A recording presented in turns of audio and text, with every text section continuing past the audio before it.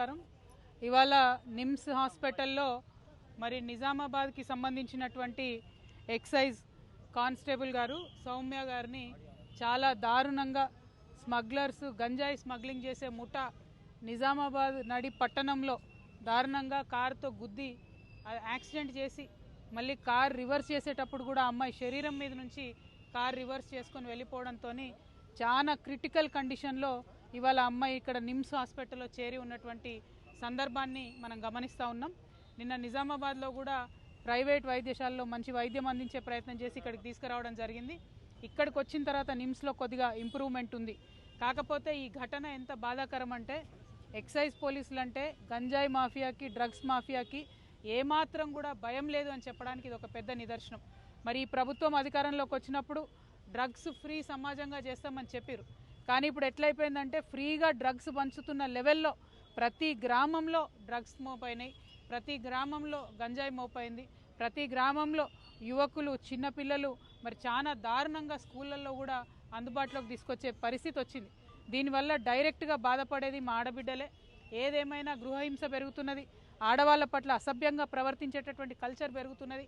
వీటన్నిటికీ డ్రగ్స్ నాందిగా ఉన్నాయి. కాబట్టి మరి ప్రభుత్వం ఇప్పటికన్నా మత్తు వదిలి నిద్ర లేచి వారి యొక్క ప్రతాపాన్ని చూపించి డ్రగ్స్ని అరికట్టాలని చెప్పి నేను డిమాండ్ చేస్తూ ఉన్నాను. ఎక్సైజ్ అధికారులకి ఇదివరకు ఉమ్మడి ఆంధ్రప్రదేశ్లో ఉన్నప్పుడు వారికి కూడా వెపన్స్ ట్రైనింగ్ ఉంటుంది, గన్స్ ఉంటాయి. కొద్దిగా ఎక్సైజ్ వాళ్ళ దగ్గర ఆయుధాలు ఉంటే ఈ డ్రగ్స్ మాఫియా అయినా గంజాయి మాఫియా అయినా వీళ్ళు భయపడేటటువంటి ఆస్కారం ఉంటుంది. నేను డిమాండ్ చేస్తూ ఉన్నాను తెలంగాణ జాగృతి పక్షాన ఎక్సైజ్ వారికి అట్లానే ఫారెస్ట్ వారికి వెపన్స్ మళ్ళీ ఇవ్వాలి. వారికి ట్రైనింగ్లోనే వారికి శిక్షణ ఇస్తారు, కానీ వారి దగ్గర వెపన్స్ లేకపోవడంతో ఈ స్మగ్లర్లకు డ్రగ్స్ పెడ్లర్లకు అరాచకాలు ఎక్కువైనాయి. కాబట్టి వెపన్స్ ఇవ్వాలని చెప్పి నేను డిమాండ్ చేస్తున్నాను. మరి తెలంగాణ జాగృతి నాయకులకు కార్యకర్తలకు మేము పిలుపునిస్తూ ఉన్నాం. ఎక్కడికక్కడ గ్రామాలలో జిల్లాలలో కూడా డ్రగ్స్ మహమ్మారి పెరిగిపోతూ ఉంది. కాబట్టి మీరు చాలా షార్ప్గా ఉండండి. మరి పోలీసు వాళ్ళకి ఎక్కడికక్కడ సమాచారం అందించండి. దయచేసి యువతలో మంచి దృక్పథాన్ని పెంపొందించే ప్రయత్నం మనం చేద్దామని ఈ సందర్భంగా తెలియజేస్తూ ఉన్నాను. Thank you. జై తెలంగాణ. కండిషన్ క్రిటికల్గా ఉంది. కుటుంబ సభ్యులనైతే నిజామాబాద్ మేము మళ్ళీ ఒకసారి కూడా వారిని ఆదుకుంటాం, జాగృతి తరఫున అండగా నిలబడతామని చెప్పాం. ప్రభుత్వము డిపార్ట్మెంట్ వైద్యం అందిస్తూ ఉన్నారు. కానీ అసలు ఒక గంజాయి స్మగ్లింగ్ చేసే ముఠాకి మేము ఎక్సైజ్ కానిస్టేబుల్ ఢీ కొట్టొచ్చు అనే ధైర్యం వచ్చింది అంటేనే యాటిట్యూడ్ చాలా మారిపోయినట్టు అర్థం, విచ్చలవిడితనం పెరిగిపోయిందని అర్థం. దాన్ని ఖచ్చితంగా తగ్గించాలి, లేకపోతే సమాజంలో అందరికీ కూడా నష్టం జరిగే పరిస్థితి వస్తుందని నేను భావిస్తూ ఉన్నాను. మేడం సంతోష్ రావు గారికి సిట్ నోటీసులు ఇచ్చింది ఈరోజు 3 గంటలకు రమ్మని. దాని మీద ఇవాళ బీఆర్ఎస్ పార్టీ అదేవిధంగా బీఆర్ఎస్ పార్టీ అధ్యక్షులు గౌరవనీయులు ఉద్యమ నాయకులు ఉద్యమకారులకు దూరమైనరంటే, పేద ప్రజలకు దూరమైనరంటే, అమరవీరుల కుటుంబాలకు దూరమైనరంటే, పెద్ద పెద్ద నాయకులు గద్దర్ గారు లాంటి వాళ్ళు గేట్ బయట ఉండే పరిస్థితి వచ్చిందంటే, ఈటెల రాజేందర్ గారు లాంటి వాళ్ళు పార్టీ వీడే పరిస్థితి వచ్చిందంటే, ఈ అన్ని దుర్మార్గాలకు కూడా సెంటర్ పాయింట్ మొదటి దయ్యం ఈ సంతోష్ రావు అనేటటువంటి వ్యక్తి. మరి ఆ సంతోష్ రావు గారిని సిట్ ఇప్పుడు పిలిచిందని చెప్తూ ఉన్నారు ఫోన్ ట్యాపింగ్ విషయంలో. కానీ ఈ ముఖ్యమంత్రి గారు, ఈ గుంపు మేస్త్రి గారు, ఆయనకు ఉండేటటువంటి ప్రధాన గూఢాచారి కూడా ఈ సంతోష్ రావే.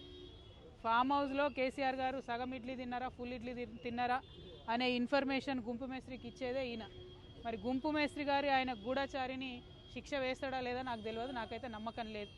సిట్టు పిలవడం వరకు బాగానే ఉంది, తదుపరి చర్యలు ఎట్లుంటాయనేటటువంటి అంశాన్ని చూడాలి. అదేవిధంగా మరి బీఆర్ఎస్ పార్టీ కార్యకర్తల నాయకులు కూడా గమనించుకోవాలి. ఇటువంటి దుర్మార్గుడికి హరీష్ రావు గారు కేటీఆర్ గారు ట్వీట్స్ చేపెట్టి వత్తాసు పలకడం ఎందుకో అర్థమైతలేదు నాకు. మొత్తం పార్టీలో అనేక మంది నాయకులకు కన్నీళ్లు తెప్పించి రక్త కన్నీరు పెట్టించినటువంటి దుర్మార్గుడు, మొదటి దయ్యం, నేను ముందు నుంచి చెప్తున్నటువంటి దయ్యం ఈ వ్యక్తి. మరి ఈ వ్యక్తి ఇవాళ వచ్చిండంటే చట్టం కరెక్ట్గా తన పని చేస్తే శిక్ష ఖచ్చితంగా పడుతుంది. కానీ గుంపు మేస్త్రి గారు ఈ గూఢాచారిని కాపాడుకుంటాడని చెప్పి నేను అనుకుంటా ఉన్నాను.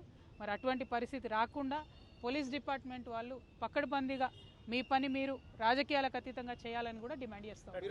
టానిక్ విషయంలో కానీ గతంలో ఆయన మీద వచ్చిన అవినీతి ఆరోపణల పైన కూడా ముఖ్యమంత్రి చర్యలు తీసుకోలేకపోయిండు, ఇంటర్నల్ ములాఖత్ అయిపోయిందని మీరు గతంలో ఆరోపించారు, ఇంత చెప్తా ఉన్నారు. మరి కేసీఆర్కి తెలియదా? కేసీఆర్ పక్కనే ఉంటున్నారు కదా సంతోష్ రావు గారు. నేనేమంటున్నా అంటే ఒక్కొక్కసారి మన నీడను కూడా మనము గుర్తించలేనటువంటి పరిస్థితి వస్తుంది. మన చుట్టూ ఉన్నటువంటి వాళ్ళు మన కళ్ళను కప్పేసేటటువంటి పరిస్థితి కూడా ఒక్కొక్కసారి వస్తుంది. మరి అటువంటి పరిస్థితుల్లో ఉద్యమకారులకు దూరమయ్యి అలా బీఆర్ఎస్ పార్టీ ఓడిపోయి ఆగమయ్యే పరిస్థితి వచ్చింది. మరి ఉద్యమకారులకు ఉద్యమ నేతను దూరం చేసిన పాపం మాత్రం ఈ దయ్యాన్ని వదిలిపెట్టదని నేను అనుకుంటా ఉన్నాను. కానీ మళ్ళీ చెప్తున్నా, నేను గుంపు మేస్త్రి మీద నాకు నమ్మకం లేదు. గుంపు మేస్త్రి గారి గూఢచారి ఆయనను కాపాడుకుంటాడనేటటువంటి ఒక భయం అయితే నాకుంది. అందుకే నేను డిపార్ట్మెంట్ వాళ్ళకి అప్పీల్ చేస్తూ ఉన్నాను, పక్కడబందీగా వెనకాల ఏముందో ఇన్వెస్టిగేట్ చేసి తీయండి. Thank you. జై తెలంగాణ. గతంలో మీ ఫోన్లు, మీ కుటుంబ సభ్యుల ఫోన్లు కూడా ట్యాప్ అయినటువంటి అనుమానాలు మీరు వ్యక్తం చేశారు. మీకు కూడా సిట్ నోటీసులు ఇస్తుంది అనుకోవచ్చా?